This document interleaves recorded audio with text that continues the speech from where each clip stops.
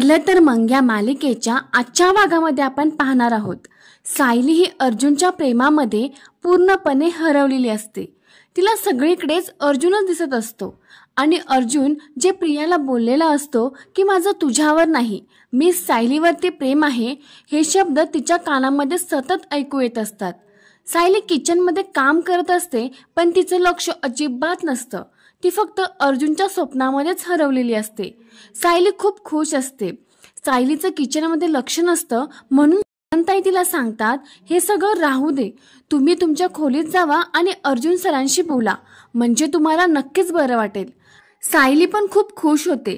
ती मनात अर्जुनला म्हणते, तुम्ही जे प्रियाला बोललात ते परत एकदा मला सांगाल, मग मी माझ्या मनातलं तुम्हाला सांगून टाकेल. आणि ती लगेच रूममध्ये जाते.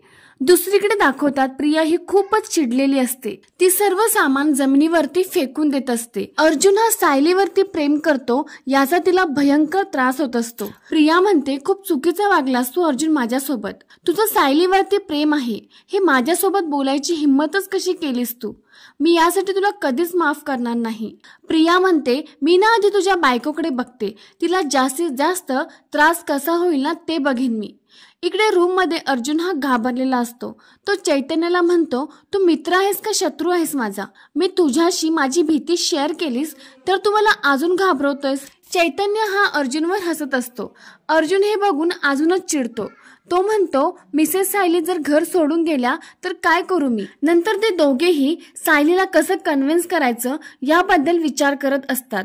अर्जुनला याची भीती वाटत असते की त्यांनी प्रियाजवळ सांगितलं की तो त्यांच्यावर प्रेम करतोय हे कळल्यावर सायली घर तर सोडून जाणार नाहीत ना, म्हणून तो खूपच टेन्शन मध्ये आलेला असतो. त्यांचं हे बोलणं सुरू असताना सायली दरवाजामध्ये येते. ती आल्यावरती चैतन्य तिथून निघून जातो. मग सायली आतमध्ये येते. सायलीलाही अर्जुनला सांगायचं असतं की तीही त्याच्यावर खूप प्रेम करते.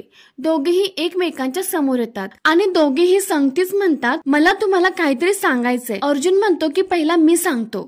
नंतर अर्जुन घाबरतच सायलीला सांगतो की जे मी तन्वीला म्हणालो की माझं सायलीवरती प्रेम आहे ते खोटं आहे, तुम्ही गैरसमज करून घेऊ नका, मला तुमच्याशी कोणतंच नातं जोडायचं नाहीये. तन्वी खूप जवळ होती म्हणून मला तिला दूर करण्यासाठी मला खोटं बोलावं लागलं की माझं तुमच्यावरती प्रेम आहे.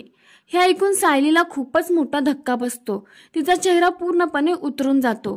तिला काय बोलावं हेच कळत नाही. सायली काही बोलणार या अगोदरच अर्जुनचा फोन येतो आणि तो फोनच्या बहाण्याने खाली निघून जातो. सायली ही रूम मध्ये खूप रडायला लागते. ती रडतच म्हणते, म्हणजे यांचं माझ्यावर प्रेमच नाही, सगळा माझा गैरसमज होता. सायलीला खूप वाईट वाटत असतं. सायली प्रतिमाच्या रूम मध्ये जाऊन उदास बसलेली असते. तेव्हा त्या तिला विचारतात, काय झालं? पण ती काही नाही असं म्हणते. पण प्रतिमा आत्या परत तिला विचारतात. तेव्हा सायली म्हणते, एक विचारू प्रतिमा आत्या, कधी कधी आपल्याला आयुष्यात अनपेक्षित अशी गोष्ट मिळते जिची आपण खूप स्वप्न बघितलेली असतात आणि ज्या गोष्टीने आपलं आयुष्य बदलणार असतं, पण ती गोष्ट आपल्याला आयुष्यात आल्यावर आणि मग आपल्या लक्षात आपल्या आयुष्याची स्वप्न कधीच खरी होत नाहीत. असं का होतं प्रतिमा आत्या? आपल्या आयुष्यातला मोठा आनंद नेहमी मृगजळच का ठरतो? प्रतिमा आत्या तिला विचारतात की काय झालंय का? पण सायली म्हणते, काही नाही, काय होणार आहे? सहज मनात विचार आला तर तुमच्याशी बोलावासा वाटला इतकंच, आणि ती तिथून निघून जाते. पण प्रतिमा आत्यांना कळलेलं असतं की सायली सोबत नक्कीच काहीतरी झालंय. सायली प्रतिमा आत्यांच्या रूमच्या बाहेर आल्यावरती तिच्या समोर अचानक प्रिया येते. तेव्हा सायली तिला म्हणते, मगाशी झाला तेवढा तमाशा पुरे नाही, बाजूला हो, जाऊ दे मला. प्रिया सायलीला म्हणते, शिक्षा तर तुला मिळायलाच हवी. माझे आई बाबा, माझी पूर्ण आजी, सर्वांना माझ्यापासून दूर केलंय आणि सगळ्यात महत्वाचं म्हणजे अर्जुनला. तू त्याच्यावर अशी काही जादू केलीस की तिला माझ्यासोबत प्रेमाचं नाटक करावं लागलं आणि हे सगळं करताना त्याला लाज नाही वाटली? तेव्हा सायली म्हणते, जेव्हा मला तू जिन्यातून ढकलून दिलं होतंस तेव्हा तुला लाज वाटली होती? माझ्या जीवाशी खेळलीस तेव्हा तुला लाज वाटली होती का?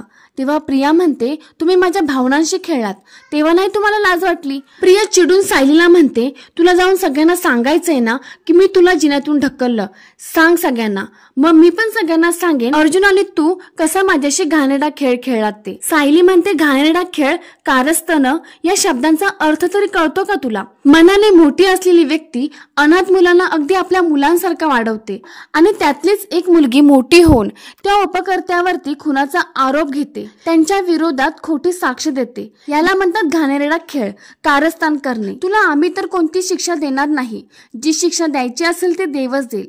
सायली तिथून निघून जाते. सायली गेल्यावरती प्रिया म्हणते तुला तर आता मीच शिक्षा देणार आहे.